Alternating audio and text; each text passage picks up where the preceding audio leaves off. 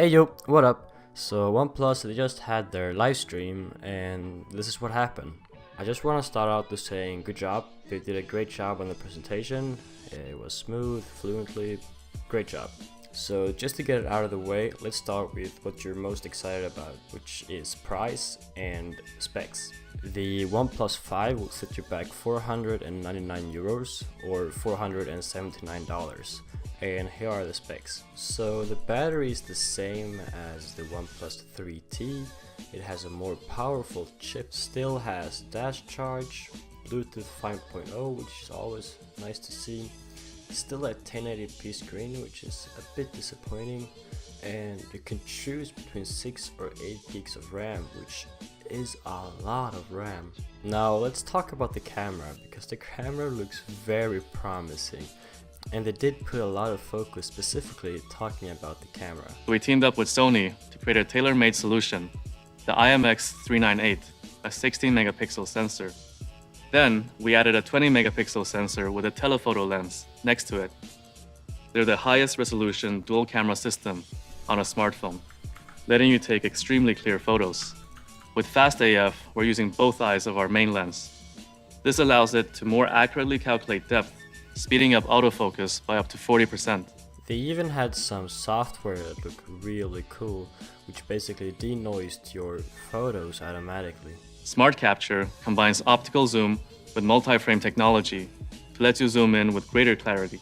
The OnePlus 5's improved high dynamic range algorithm allows it to automatically adjust the photo to keep things clear in scenarios with backlighting, instead of casting some objects in the shadow. They even had some other features such as portrait mode, low light, pro mode, which looks very comparable to the manual mode that's currently on the OnePlus 3. In between the powerful new hardware and software, and great new features like portrait mode, the OnePlus 5 is our best smartphone camera yet. Build quality looks also very nice. I mean, at first glance, it just looks like the OnePlus 3 with a dual camera, but it's built really well. At 7.25mm, the OnePlus 5 is the slimmest OnePlus flagship ever. And then they proceeded to bash both Apple and Samsung. On the bottom, we'll notice that we ditched the 3.5mm headphone jack. The elegance of the overall design is instantly heightened. And who needs a headphone jack anyway? That's why Bluetooth exists, right? Just kidding. Of course the OnePlus 5 had a headphone jack. Right here on the bottom, just look what you guys had to say. We hooked up a OnePlus 5 and a Samsung Galaxy S8 for a charge-off. Let's watch.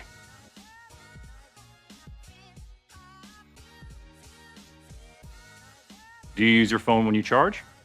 I do. Let's see what happens when the phones are in use. Dash charge changes the way you use your smartphone.